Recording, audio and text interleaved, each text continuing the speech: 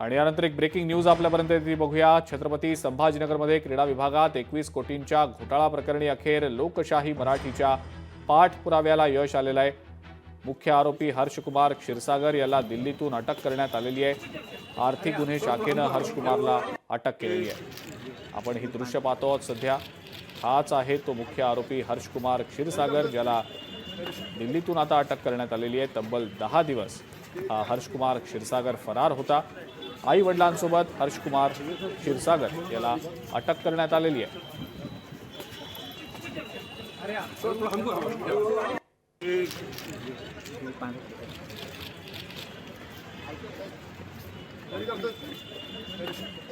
₹21 कोटी 59 लाख रुपयांचा घोटाळा हा या हर्षकुमार क्षीरसागरनं केल्याचं समोर आलेलं होतं। केवळ 13,000 रुपयांचा पगार असलेल्या या कंत्राटी कर्मचाऱ्यानं विभागीय क्रीडा संकुलात हा इतका मोठा घोटाळा कसा काय केला याचं आश्चर्य अनेकांना वाटलेलं होतं। मात्र या प्रकरणामध्ये आणखीही काही लोक सहभागी असल्याचा संशय सातत्यानं व्यक्त केला जातोय।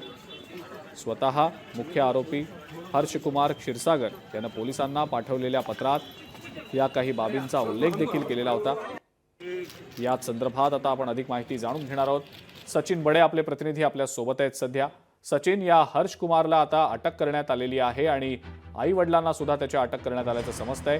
लोकशाही मराठीच्या पाठपुराव्याला यश मिळताना दिसतंय। सचिन, काय सांगता येईल याबद्दल? अजिंक्यजी, आपण पाहताय की गेल्या बऱ्याच दिवसांपासून तब्बल 21 कोटी रुपयांचा घोटाळा करून हा मुख्य आरोपी फरार होता।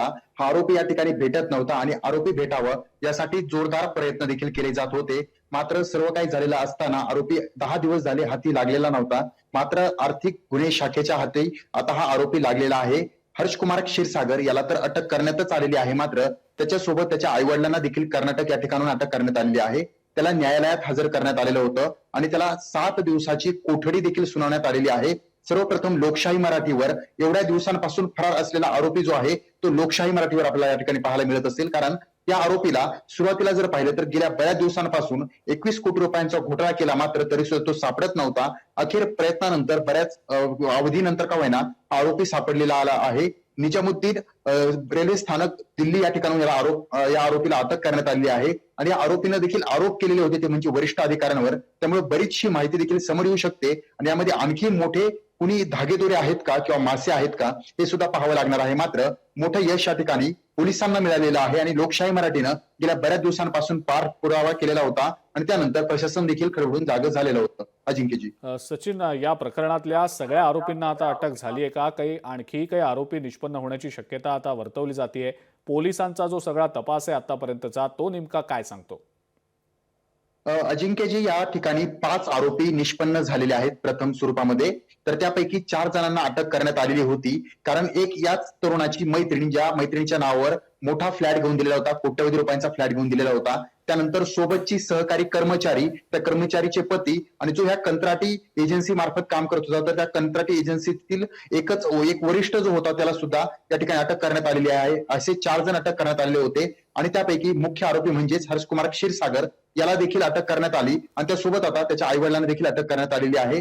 एकूण आता 7 जण आरोपी म्हणता येईल किंवा 7 जण आहेत, त्यांना ताब्यात घेण्यात आलेलं आहे। 2 जण म्हणजेच आई वडील देखील आहेत, त्यांना सुद्धा ताब्यात घेण्यात आलंय आणि पोलीस चौकशी करतंय, कारण 17 कोटी रुपयांचा हिशोब लागलाय, मात्र 4.5 कोटी रुपये गेले कुठं याचा अद्याप हिशोब लागलेला नाहीये। तर पुढील तपास जो आहे तो केला जातोय आणि यामध्ये आणखी कुणी आहे का सहभागी हे सुद्धा शोधलं जात आहे। त्यामुळे आणखी कुणी जर यामध्ये सापडलं तर हा नक्कीच घोटाळा मोठा असू शकतो आणि यामध्ये ह्या घोटाळ्याची व्याप्ती जर पाहिली फक्त 21.5 कोटी रुपये नाही तर त्यापेक्षाही जास्त पैशांची अफरातफर जी आहे किंवा घोटाळा जो आहे तो ऐकायला मिळतोय, कारण 50 कोटी रुपयांचा घोटाळा आहे असं देखील काही जणांकडून सूत्रांकडून जे आहे ते बोललं जाते। मात्र प्रामुख्याने अधिकृत माहिती मिळालेली नाहीये। 21 कोटींचा घोटाळा जर 50 कोटींवर जात असेल तर नक्कीच हा राज्यातील खळबळ माजवणारा घोटाळा सुद्धा असू शकतो। अजिंक्यजी, ठीक आहे सचिन, धन्यवाद। सविस्तर माहिती आपण दिलीत त्याबद्दल आणि या संदर्भातल्या अपडेट्स आपण सातत्यानं तुमच्याकडनं जाणून घेणारच आहोत। लोकशाही मराठी ऐका, पहा, जागरूक रहा।